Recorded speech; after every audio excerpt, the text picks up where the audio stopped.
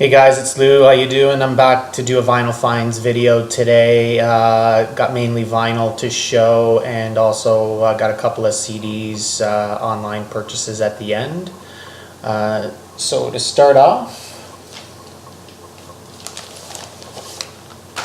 we have from 1983 the Fun Boy 3 and their album Waiting. This is the Fun Boy 3's second album. For those of you that know the Fun Boy 3 or don't know, it came out of the ashes of the group The Specials, and the three members of this group, Terry Hall, who used to be lead vocals for The Specials, lead vocals for this band as well, Linville Golding, who's on vocals and guitar, and Neville Staples, who's on vocals, or backing vocals, I should say. The backing vocals from Linville and Neville, they don't feature very prominent on this. It's mainly Terry Hall, and The Specials, as you know, was a ska group. This band is more sort of a pop, new wave kind of group. As I said, this is their second album from '83. It was produced by David Byrne. They had far less success than the Specials had. And I'll play a little clip for you of a song. I think it's originally a Go-Go song, Our Lips Are Sealed, and quite different than the Specials.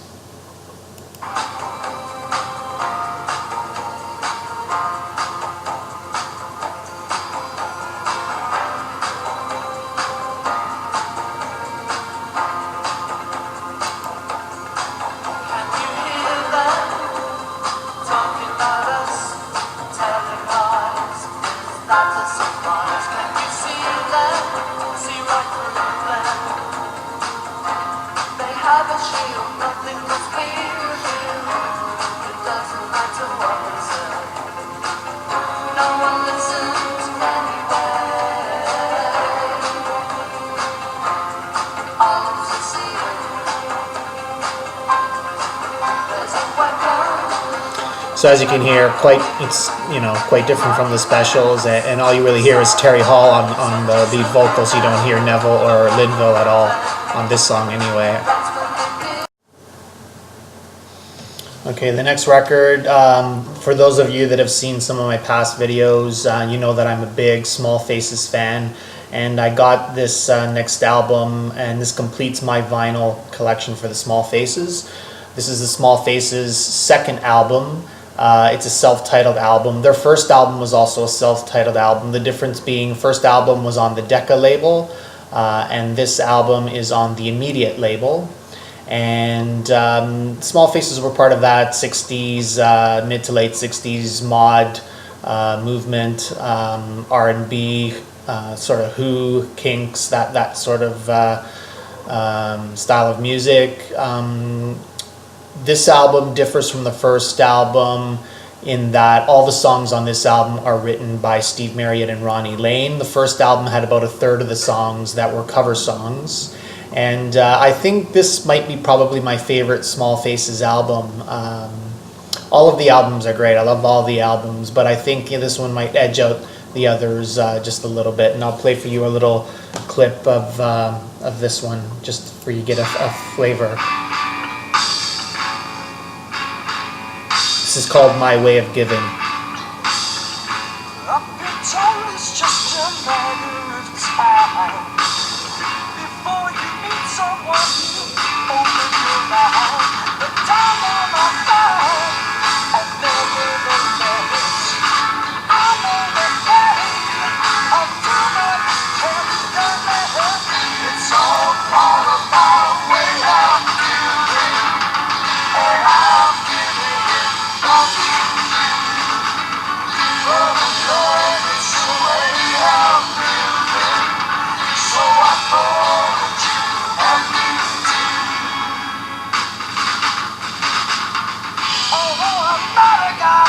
So that's Steve Marriott on lead vocals on that track. The vocals are split quite a bit on this album between Steve and Ronnie. Steve does about 7 of the 14 songs. Ronnie does about 5. Ian McLagan, who's on keyboards, does 1, and then there's 1 instrumental. Fantastic album. The next album I have is Herman's Hermits. It's called On Tour, but it's not a live album. I don't know why it's called On Tour. It's their second album, as is stated up near the top there. I keep getting this group mixed up for some reason with the Hollies. I guess they're both UK bands of the late 60s. And this is Herman's Hermits' second album, as I said. There's a bit of a write-up here on the back that compares the success of Herman's Hermits to the success of the Beatles during Beatlemania, and you know, maybe there was some of that to a certain degree, but I can't really imagine this competing with the Beatles. This is my first Herman's Hermits album. It's okay. I mean, it's a little on the poppy side for me. I like pop, but it's a little too much pop. I was hoping that it would actually sound a little more Beatlesque. And maybe there's some elements there, but it's certainly not to the same strength, at least as far as I'm concerned, as the Beatles. And next, I've been showing in my last several videos 10 years after, and several of their albums. I've picked up another one. This is Space and Time, A Space in Time from 1971. And again, much of the usual stuff, blues rock influenced with tinges of psychedelia. This is pretty good. I'm going to continue to try and get, I mean, the two that I'm really trying to get are Cricklewood Green and Shh. So I'll continue to look for 10 years after. I've also shown some animals in the past on my videos. This is a band affiliated with Eric Burdon, the band War. As far as I know the history, Eric Burdon made, I think, 2 or 3 albums with War. This is War without Eric Burdon. As far as I know in the discography, there was a couple albums with Eric Burdon, and then a bunch of albums with just the band War. This is, I believe, the 4th album, Deliver the Word. The 4th album without Eric Burdon. And this is pretty good, sort of. I think it's from '73. The singing on this, the band has multiple vocalists that sing together in unison, almost like, I guess almost not a chanting, but definitely, you know, multiple vocalists singing together. And this is pretty good. There's also some good jams on here, some nice instrumentation, some longer, extended songs. I'll continue to look for some more. I definitely want the Eric Burdon and War albums. I haven't been able to find those yet. And also from the mid-'70s, a band that I don't know too much about. I've only got one of their other records, which is the band Mott the Hoople. The only record I have, this is their album, The Hoople, which is their last studio album. The only other album of theirs that I have is All the Young Dudes, which I'm sure everybody knows that, the song at least.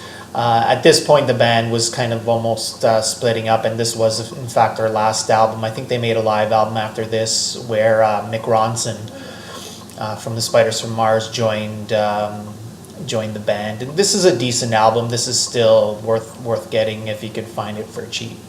But it's not as good as All the Young Dudes. Not as good as that album.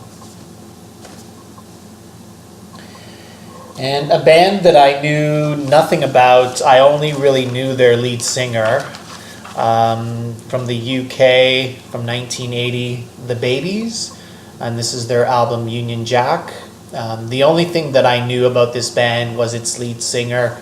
Here in the middle, you guys might recognize John Waite, who had a huge hit in the, I think it was early to mid-'80s, with the song Missing You, and that helped him sell his album in quite huge numbers. I had no idea of his previous history. I knew he was in some band, and I know after Missing You he formed a band with Neil Schon from Journey called Bad English. This was sort of in the bargain bin for a couple of bucks. Decided to take a chance. It's not bad. It's sort of a pop rock, leaning more on the rock side, but it's a decent album for a couple of bucks. I like the song Missing You, even though it was overexposed. I never owned a physical copy of it, But if I find some more babies for cheap, I might pick them up. And the last vinyl that I have to show is a jazz record from Count Basie. This is the Best of Basie Volume 2. Count Basie and his orchestra. So as you can imagine, this is sort of big band jazz for the most part. And then some of the band members take their turns soloing. This is quite good. This is very accessible jazz. This is not your, Ornette Coleman, Eric Dolphy sort of free jazz. This is very much big band jazz, quite accessible for anybody who's just starting to get into jazz. This is my second Count Basie album that I found, and found this for $3 quite cheap, and I'll keep picking this stuff up if I can find it for cheap like that. It's quite good. Then I've got a couple of CDs. The first CD, I'll just take this out of the case so to reduce the glare. I'm a big fan of the Byrds, and I got this CD, which is Best of Byrds, 20 Essential Tracks. This apparently is from 1990 and is an excerpt from a box set that the Byrds released in 1990, multi-CD box set. And there was actually a reunion in 1990 of a few of them, Roger McGuinn, Chris Hillman, and David Crosby. And the band actually, I don't know if their intention was to make a new album, but they made some new tracks in Nashville in 1990, and 4 of those tracks made it onto this album. And this was primarily the reason why I got this. I have tons of Byrds in my collection, so I didn't need another greatest hits. My favorite period is the first 5 albums, but I do also like the country rock period with Clarence White. The Byrds did reunite in 1973 to make a self-titled album. There's no songs, coincidentally, from that album on this greatest hits. And I was kind of lukewarm about that album, although it was sort of decent sounding. The 4 new tracks on here, what do we got here? He Was a Friend of Mine, Paths of Victory, From a Distance, and Love That Never Dies.